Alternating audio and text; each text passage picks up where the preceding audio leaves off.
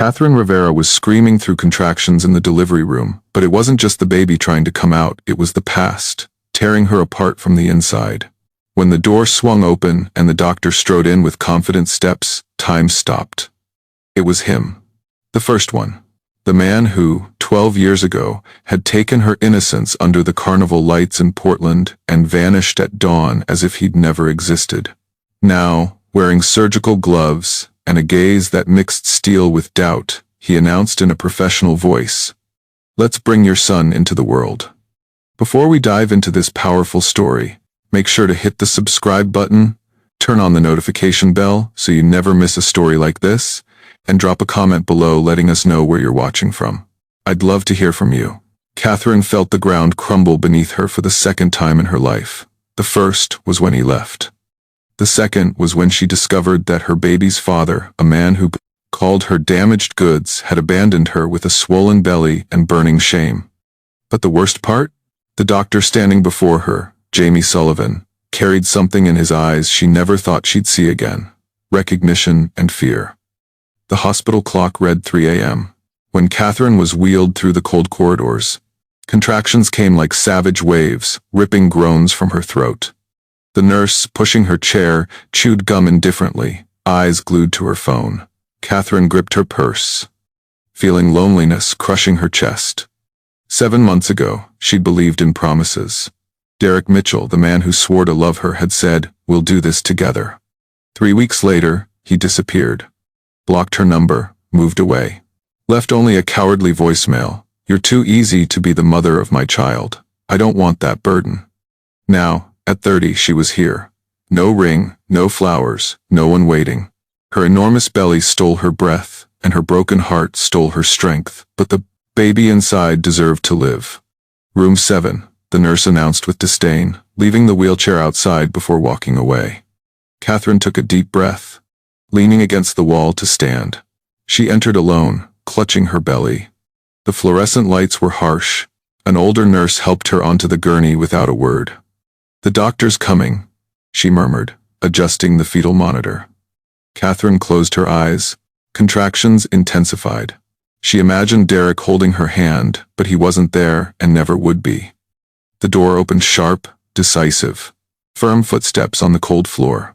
"Good evening, I'm Dr. Sullivan. I'll be delivering your baby." The voice was deep, confident, familiar. Catherine opened her eyes slowly, afraid. And when her gaze met his, the world stopped. Jamie Sullivan stood at the foot of the gurney in an impeccable white coat, dark eyes fixed on her with cutting intensity. His hair was shorter now, face more defined, but it was him. The same young man who'd kissed her first under a streetlight 12 years ago. The same one who made her believe she was special. The same one who disappeared without explanation. And now he was here, about to bring another man's child into the world. Catherine felt the air escape her chest. She gripped the sheets until her knuckles turned white. She wanted to scream, to ask why. Why him? Why now? Why did he have to see her like this, vulnerable, broken, alone? But no words came. Jamie took a step forward, eyes locked on hers. For just an instant, his face cracked. Surprise. Recognition. Regret. Then the professional mask returned. "How many weeks?" he asked, voice firm with a barely perceptible tremor. 39, she whispered. He nodded, moving closer. His gloved fingers touched her abdomen with tenderness that made her shudder. 7 centimeters dilated. Won't be long now. Another contraction shook her. Catherine doubled over, moaning. Jamie approached immediately, placing a hand on her shoulder. "Breathe," he ordered softly. "Through your nose. Now release." She obeyed by reflex. His presence both disturbed and calmed her. Her body remembered his. When the contraction subsided, Catherine looked up. He was watching her with something ancient, painful, deep in his eyes. But before she could decipher it, he pulled away. "I'm going to check your labs," he said, leaving almost hurriedly. Catherine was alone again, staring at the ceiling. Finally, the tears flowed. Of all the ways she'd imagined this moment, she never thought it would be like this. Jamie Sullivan, the first man who taught her what it meant to feel, had returned. Not to apologize. Not to explain. but to bring into the world the child of another man who'd also abandoned her. Fate had a cruel sense of humor. And the night was just beginning. Jamie locked himself in the locker room and tore off his mask with shaking hands. He leaned over the sink, breathing hard, eyes fixed on his reflection. Catherine Rivera. The name echoed like a church bell. 12 years since he'd last seen her. 12 years since he fled like a coward, unable to face what he felt. And now she was here, about to give birth. Alone.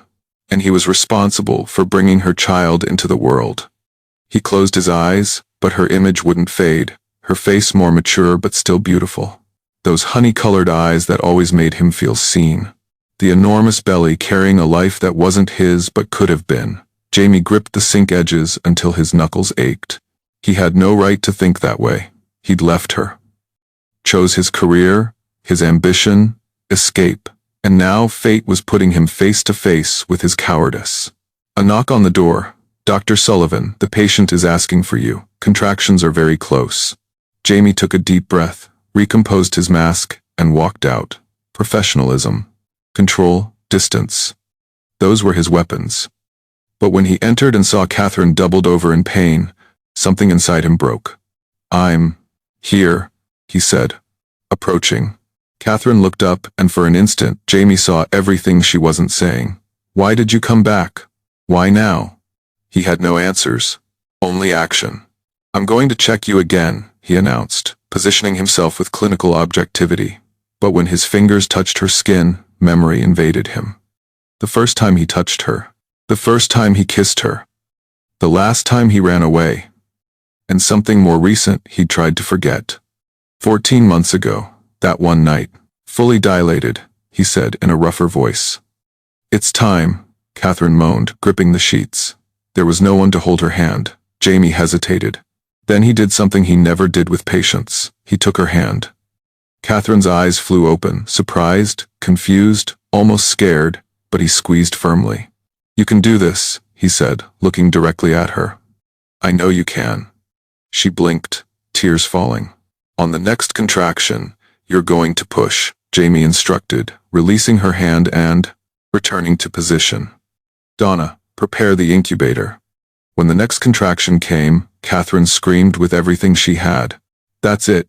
Keep going," Jamie encouraged, voice firm but warm. Catherine pushed with what strength remained.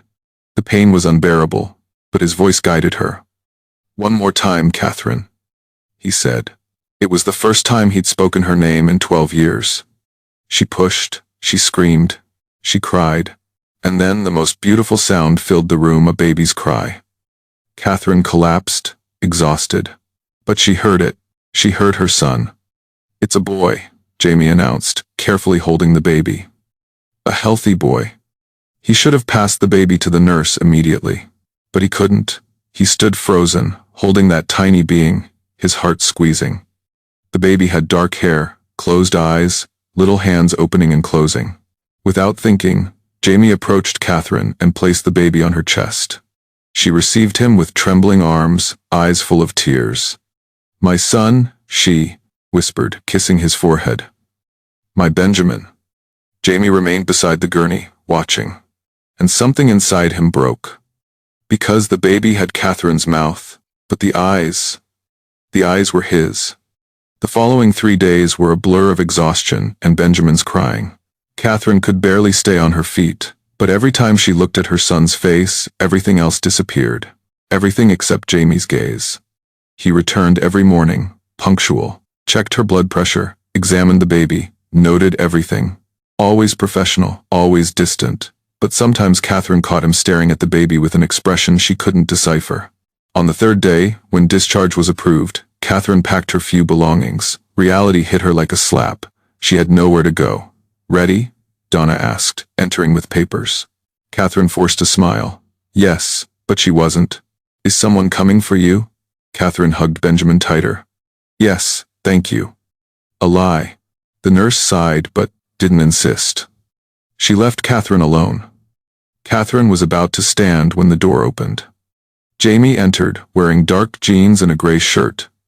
Without the white coat, he looked different. More human. More real. More dangerous. Do you have somewhere to go? He asked bluntly. Catherine lifted her chin. Yes. Jamie crossed his arms, gaze sharp. Don't lie to me, Catherine. She looked away. It's not your business. It is from the moment I brought your son into the world. Jamie responded firmly. You don't have anywhere to go, and I'm not letting you sleep on the street with a newborn. Catherine felt tears burning. And what do you propose? That I accept charity from the man who left me? The silence was thick. Jamie clenched his jaw. I deserve that, he said quietly. But that doesn't change the fact that you and Benjamin need a safe place, and I have one. Catherine looked at him incredulously. You're offering me your house? I'm offering you refuge, he corrected. I have a property outside Portland. A big house with everything you could need. You can stay as long as you want, no conditions. Why? She whispered. Why would you do this? Jamie hesitated. For the first time his mask cracked. Because I owe you. She wanted to scream at him, but she looked at Benjamin and knew she had no choice. Pride doesn't feed babies. Okay, she murmured, defeated. I accept.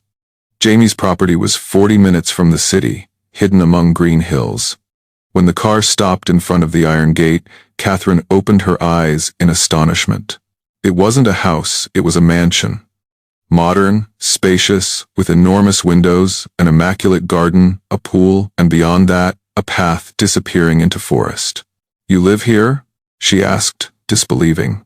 Jamie turned off the engine. Rarely. But this property was my mother's dream. Before she died. Catherine looked at him, surprised. Jamie never talked about his family. He got out before she could ask more. He took Benjamin with careful hands and walked toward the entrance.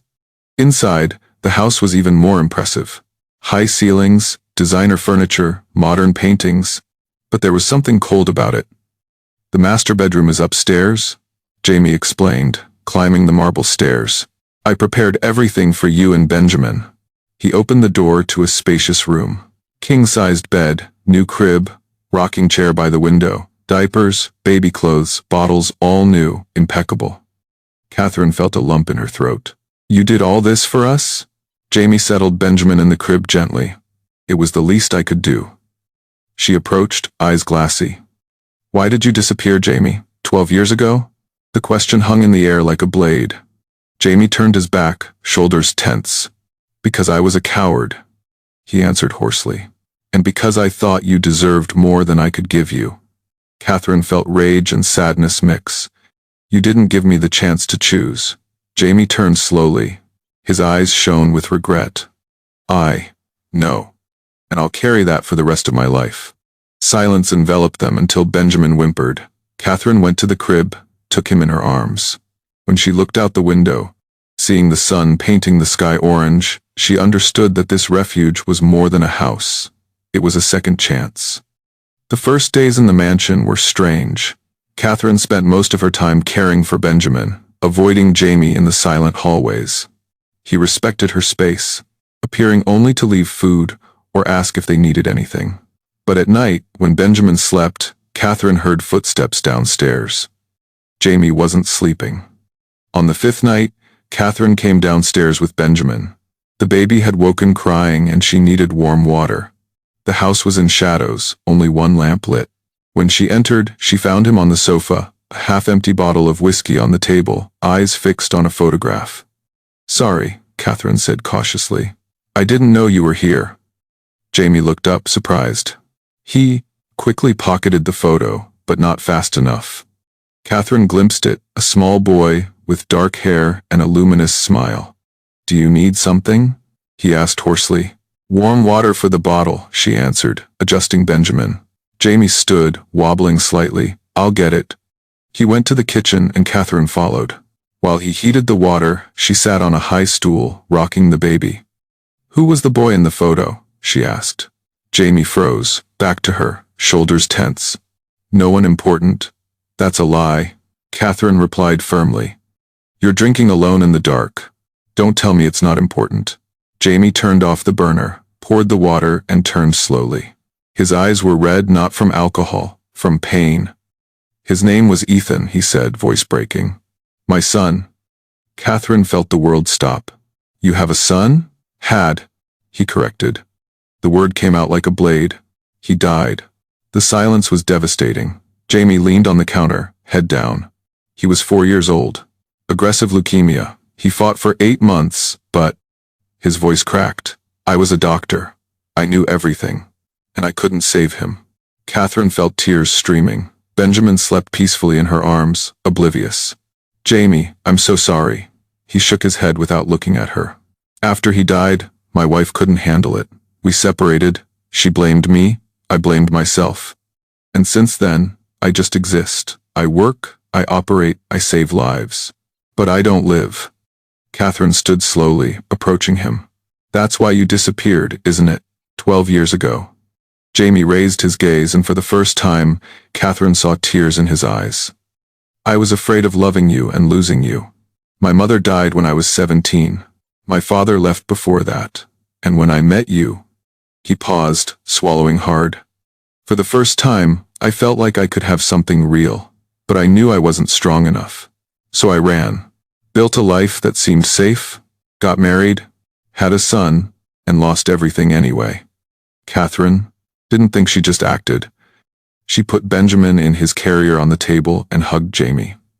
He tensed for a second, then crumbled. He buried his face in her shoulder and cried. For the first time in years, he truly cried. And Catherine held him because deep down, she understood. You're not alone, she whispered. Not anymore. Jamie held her tighter, as if she were the only thing keeping him standing. And in that silent kitchen, among the ruins of the past, something began to heal. 3 weeks passed. The routine changed. Jamie worked less, returned home earlier. Catherine gradually relaxed. They didn't talk much, but each other's presence stopped hurting. It became comforting. Benjamin grew quickly, his dark eyes now wide open. And every time Jamie held him, the baby smiled as if he recognized him. One morning, Jamie entered the kitchen while Catherine prepared breakfast. We need to talk, he said seriously. Catherine's heart raced. About what? Jamie sat at the table. About the future. Yours and Benjamin's. She sat across from him, hands trembling. I'm looking for work. I'll leave soon. That's not what this is about, he interrupted. It's about giving you a real opportunity. To start over.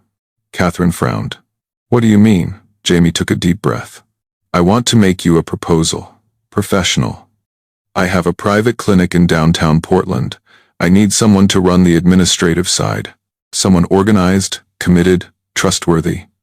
Catherine let out a nervous laugh. Jamie, I didn't even finish college. How could I manage a clinic? Would you learn? He responded firmly. I'd teach you. Besides, you were always brilliant. The fact that he remembered caught her off guard. Catherine looked away. That was 12 years ago, and you're still the same. You're just hurt now. But hurt doesn't mean incapable. His words touched something deep. Catherine bit her lip, fighting tears. Why are you doing this?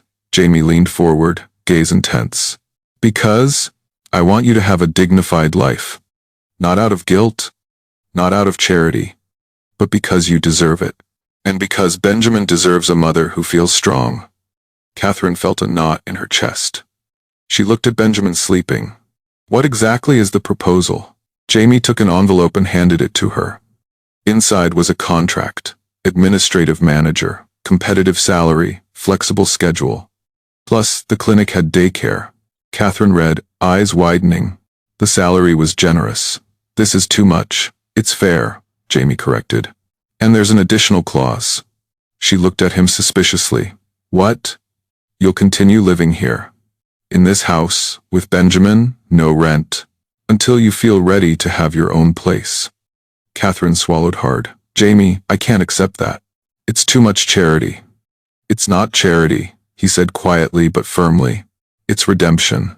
Mine, not yours. She looked at him steadily, and in his eyes found raw honesty. And if I accept, what do you expect from me? Honest. Work. Dedication. Nothing more. Nothing more? She asked, voice trembling. Jamie held her gaze, and for the first time in weeks, Catherine saw something that made her shudder. Desire. But he blinked, and the professional mask returned. Nothing more, he repeated, though his voice sounded less certain. Catherine looked at Benjamin. She thought about everything she'd been through. The humiliation, abandonment, loneliness, and now an open door. She didn't fully trust Jamie, but she trusted herself. Okay, she said, taking the pen. I accept. Jamie watched as she signed, and when their fingers brushed, an electric current filled the air. They looked at each other, and for an instant, the world seemed to stop. Then Benjamin cried, breaking the spell. Catherine stood immediately, taking him and rocking him tenderly. Jamie remained standing, watching them, and something in his chest, something he thought was dead, began to beat again. 2 months later, Catherine was working at Sullivan Clinic. At first, she felt lost, but she learned quickly. She had natural talent for bringing order to chaos. She resolved conflicts, optimized schedules, reviewed contracts. Gradually, she earned the entire team's respect. Catherine's working miracles here, Donna commented over coffee. Before, everything was chaos. Now everything flows. Catherine smiled, still not used to being called by her first name so respectfully. I'm just doing my job. You're doing more than that, Donna replied, winking. And Dr. Sullivan can't take his eyes off you. Catherine felt her face burn. He's my boss. It's normal. Donna chuckled knowingly. And she wasn't wrong. Jamie watched Catherine all the time, not invasively, but with attention he couldn't control. He saw how she smiled picking up Benjamin from daycare during lunch, how she wrote in her old notebook, how she bit her lip when concentrating, and how beautiful she looked.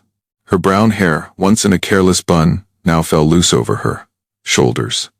She'd started wearing more fitted clothes, simple, elegant dresses, and her smile had returned. One afternoon, Jamie called her to his office. I need you to accompany me to an event this Friday, he said directly. Catherine frowned. What kind of event? Charity. Fundraiser for the Children's Hospital. All the doctors will attend, and as administrative manager, it makes sense for you to be there too. She hesitated. I don't have anything appropriate. Jamie pulled a credit card from the drawer and extended it. Then buy something. Catherine's eyes widened. Jamie, I can't. You can, and you will. He interrupted firmly but kindly. Consider it part of your job. Representing the clinic. She took the card cautiously. Are you sure? Jamie stood, walked around the desk, and stopped in front of her. He was so close Catherine could smell his cologne. Completely, he said, looking into her eyes. I want you to go. And I want you to feel incredible. Catherine's heart raced. She knew he wasn't just talking about the event. But she said nothing, just nodded and left, the card burning between her fingers. Friday night, Jamie waited in the mansion's main hall, adjusting his watch nervously. He wore an impeccable black tuxedo. Then he heard her footsteps on the stairs. Catherine descended slowly, holding her dress skirt with elegance. It was long, deep navy blue, hugging her curves with grace. The neckline was modest but breathtaking. Her hair fell in soft waves, and light makeup highlighted her honey-colored eyes, now full of confidence. She looked like a queen. Jamie was speechless. She stopped at the last step, nervous. Is it okay? He found his voice with difficulty. You're stunning. Catherine smiled shyly. Thank you. Jamie approached and offered his arm. Ready? She hesitated, then rested her hand on his, feeling the firmness of his muscles. Ready. They left together, not imagining that night would change everything. The grand ballroom of the Portland Imperial Hotel was filled with lights, champagne, and elegant murmurs. Crystal chandeliers bathed the atmosphere in golden tones. Catherine entered beside Jamie, feeling eyes fall upon her. They weren't judgmental, they were admiring. She was no longer the broken, invisible woman. She was someone else. Strong. Present. Jamie commanded respect just by existing, and he didn't let go of her arm once. Dr. Sullivan, a man in a gray suit, called, approaching. Good to see you. And who is this beautiful lady? Jamie looked at Catherine with pride. This is Catherine Rivera, administrative manager of my clinic, one of the best professionals I've worked with. The man greeted her respectfully, and soon others approached. They asked questions, praised her work, treated her as an equal. Catherine felt like she was floating, until a voice froze the air. Catherine? Catherine Rivera? Her heart stopped. She recognized that voice. She turned slowly and saw him. Derek Mitchell. Standing a few feet away, next to a blonde woman in red. He looked different, older, more arrogant, but it was him. Catherine's hands trembled, but Jamie tightened his grip on her arm firmly. Derek? She responded with surprising calm. He stepped forward, smiling with irony. Wow, you look different. I almost didn't recognize you. The woman at his side looked her up and down with contempt. Is this her, honey? The one you told me about? Derek laughed shamelessly. Yeah, but looks like she did well. Or maybe she found someone to take care of her. Catherine felt rage rising, but before she could speak, Jamie stepped forward. Excuse me, he said in a low but steel-firm voice. I don't think you introduced yourself. I'm Dr. Jamie Sullivan. And Catherine is with me. Derek blinked, uncomfortable. Ah, I see. She got herself a sponsor. Jamie took another step, dark eyes blazing. Careful what you say. I won't tolerate disrespect toward her, not anywhere. Derek swallowed, noticing several attendees watching. You were just leaving, Jamie interrupted, voice cutting. The man muttered something and walked away, dragging his companion. Catherine released the breath she didn't know she was holding. Jamie looked at her seriously. Are you okay? She nodded slowly. Yes. Thanks to you. He raised a hand and caressed her face tenderly. No one will ever humiliate you again. I promise. And without thinking further, he kissed her. It was a restrained kiss, but full of promises. The world disappeared, only they remained. When they separated, Catherine could barely breathe. Why did you do that? Jamie smiled a little sadly, but sincere. Because I can't pretend I don't feel anything anymore. Catherine's heart felt like it would burst. But before she could respond, Jamie interlaced his fingers with hers and guided her toward the dance floor. And as they moved to the slow music, Catherine knew. She was falling in love again with the same man, but this time, he wouldn't run. And neither would she. The days after the event were different. There was tension in the air, electric, impossible to ignore. Jamie and Catherine didn't talk about the kiss, but it was there, in every glance, every accidental touch, every silence. At the clinic, they maintained formality. But at home, when Benjamin slept and silence filled the mansion, everything changed. Jamie began having dinner with her. They talked about work, patients, new projects, but there was always something more, something unspoken. One night, after putting Benjamin to bed, Catherine found him on the terrace, looking at the star-filled sky. Can't sleep? She asked, approaching. He looked at her, moonlight marking his face. Never can. She sat beside him, so close their knees almost touched. Because of Ethan? Jamie nodded slowly. Every night, I wonder what I could have done differently. You did everything you could, she said, placing her hand on his. You're human, Jamie. Not a god. He interlaced his fingers with hers, squeezing hard. But I should have been better. And I should have been stronger, Catherine replied. Should have noticed Derek didn't love me. You need to stop blaming yourself, he interrupted, turning toward her. Because you did nothing wrong. He was the coward. Just like me. Tears slid down Catherine's face. But you came back. I came back, Jamie answered, caressing her cheek. And I'm not leaving again. Their gazes met, and without warning, he pulled her toward him and kissed her. This time it wasn't gentle, it was intense, desperate, loaded with years of regret and contained desire. Catherine responded with equal urgency, fingers tangling in his hair. When they separated, both were breathless. I love you, Jamie whispered hoarsely. I've always loved you, even when I ran 12 years ago. Even when I tried to forget you. Catherine's world spun. Jamie, you don't have to say anything now. He stopped her, holding her face. I just need you to know. And for you to choose if you'll give me a chance. A real one. She looked at him, seeing the naked vulnerability in his eyes. And she knew she'd already chosen. I love you too, she confessed, voice trembling. And it scares me. Me too, he admitted. But I'm tired of living in fear. And they kissed again, sealing a promise neither knew if they could keep but were willing to try. 3 months later, Catherine received a letter. Portland State University. Her application for business administration had been accepted. Full scholarship. She held the paper with trembling hands, sitting on the terrace while Benjamin played beside her. Her heart raced between immense joy and fear. Business administration. Her dream since she was a teenager, before life turned its back on her. Before Derek, before abandonment, before she forgot herself. And now, the impossible became real. Jamie came out wearing jeans and a white shirt. He carried 2 coffee mugs. He stopped when he saw her and immediately sensed something had changed. "What's wrong?" he asked, setting the mugs down and sitting beside her.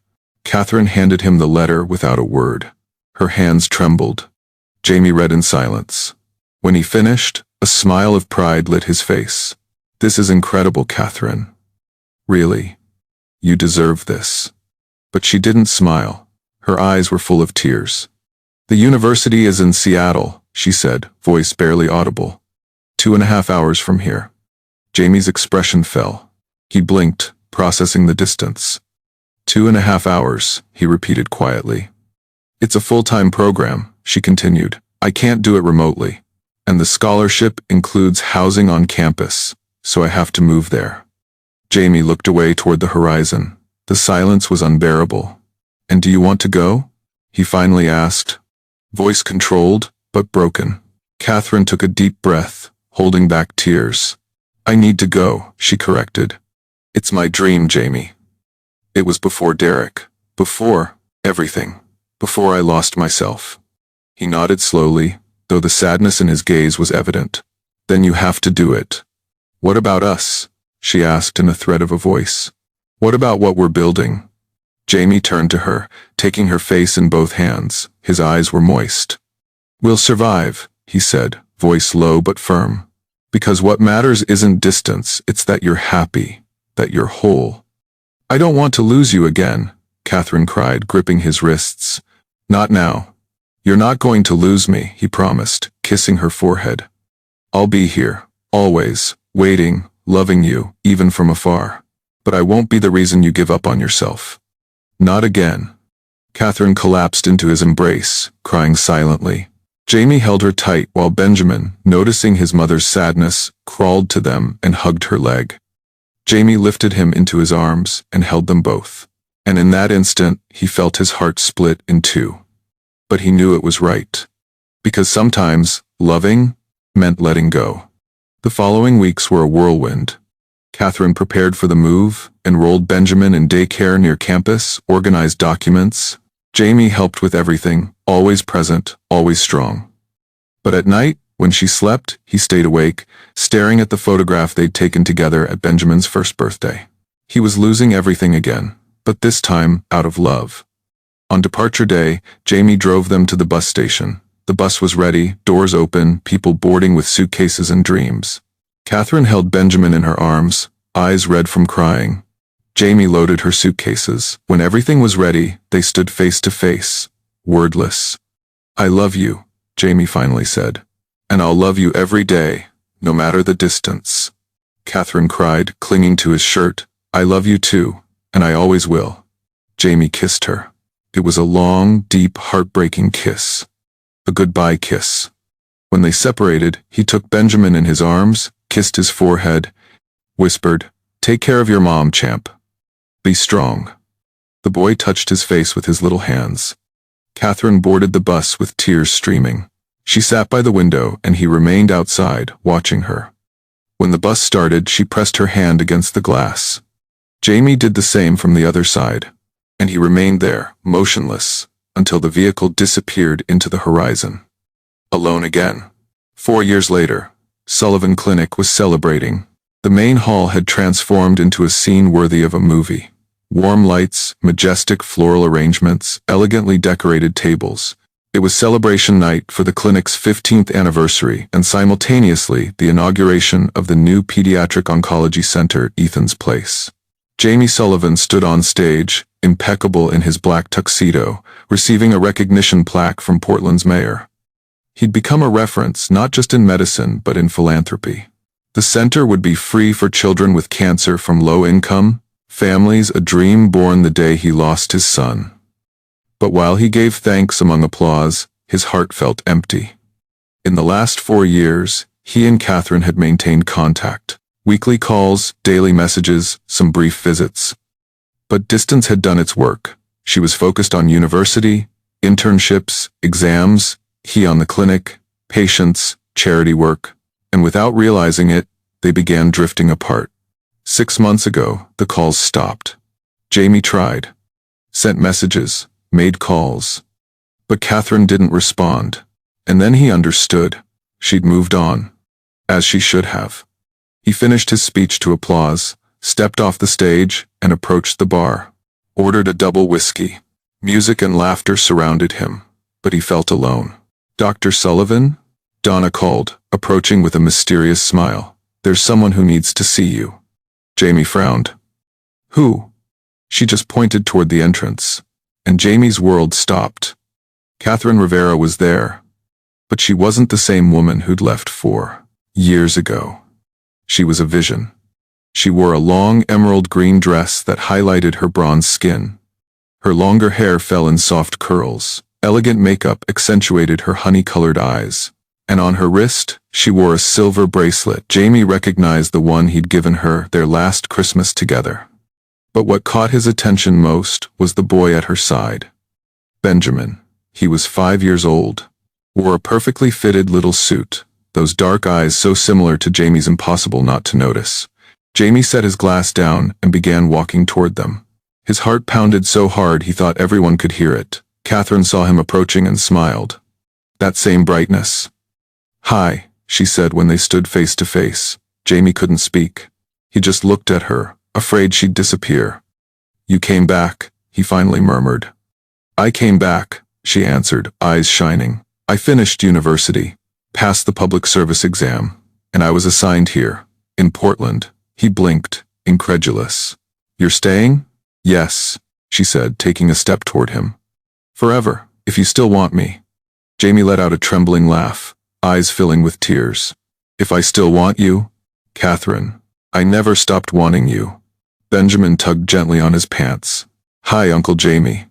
Mom said you'd be really happy to see me." Jamie crouched to his level and took his little face in trembling hands. "I'm more than happy, champ.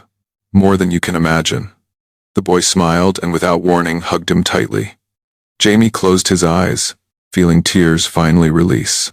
He hugged back, feeling something inside him broken for years mend. When he stood, Catherine was crying too.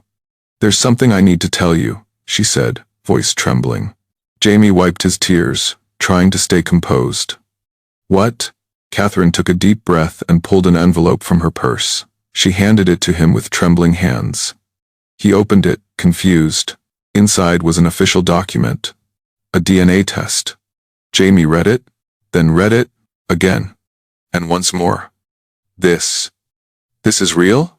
"It's real," Catherine interrupted, tears in her eyes. "Benjamin is your son, Jamie. He always was." The world spun. Jamie looked at the document, then at Benjamin, then at Catherine. "But you were with Derek?" "For barely 2 weeks," she interrupted. "But 14 months before Benjamin was born." She paused, swallowing hard. "Do you remember that night?" Jamie's eyes widened as the memory hit him. "The hospital fundraiser," he whispered, 14 months before. "Yes," Catherine nodded, tears streaming. "We ran into each other. We both had too much to drink. We talked for hours. And then, we spent the night together." Jamie finished, the realization crashing over him. "My hotel room. I left before you woke up," Catherine continued, voice breaking. "I was embarrassed, confused, and 2 weeks later, I met Derek. When I found out I was pregnant, I thought it had to be his, because the timing was so close. But when Benjamin was born, when I saw his eyes, she looked at their son, I knew. I did the DNA test 2 years ago and confirmed it." Jamie fell to his knees. People around began watching in silence. He looked at the boy, watching him with curiosity. "You're my son," Jamie whispered, voice broken. "My son." Benjamin smiled. "Mom said you're my real dad. Is that true?" Jamie couldn't answer. He just hugged him desperately, crying like never before. Catherine knelt beside them, wrapping them both in an embrace. And there, in the middle of the room full of people, they finally became a family. Hours later, when most guests had left, Jamie took the microphone. "Can I have your attention for a moment?" he asked. The room fell silent. Jamie searched for Catherine with his eyes. She was sitting with Benjamin asleep in her lap. "That woman," he said, pointing to her, "changed my life twice. The first time, she taught me what love is 12 years ago. The second time, 14 months later, she gave me a son, even though neither of us knew it at the time." He took a deep breath, voice trembling. "And today I want to ask her something I should have asked 12 years ago." He stepped off the stage and walked to her. He knelt in front of Catherine, pulled a small velvet box from his pocket, and opened it. Inside, a simple but brilliant diamond ring. "Catherine Rivera, will you marry me? Will you build a life with me? Will you give me the honor of loving you forever?" She was crying so hard she could barely see, but her answer came out firm, clear, and certain. "Yes. 1,000 times yes." The room erupted in applause. Jamie slid the ring onto Catherine's finger and kissed her, while Benjamin laughed and clapped enthusiastically. And that night, 12 years after their first love, 14 months after an unexpected reunion created a miracle, and 4 years after a painful separation, they finally found the happy ending they'd always deserved. If this story touched your heart, subscribe to the channel and turn on notifications to hear more stories like this every day. What would you have done in Catherine's place? Leave it in the comments and share this story with someone special.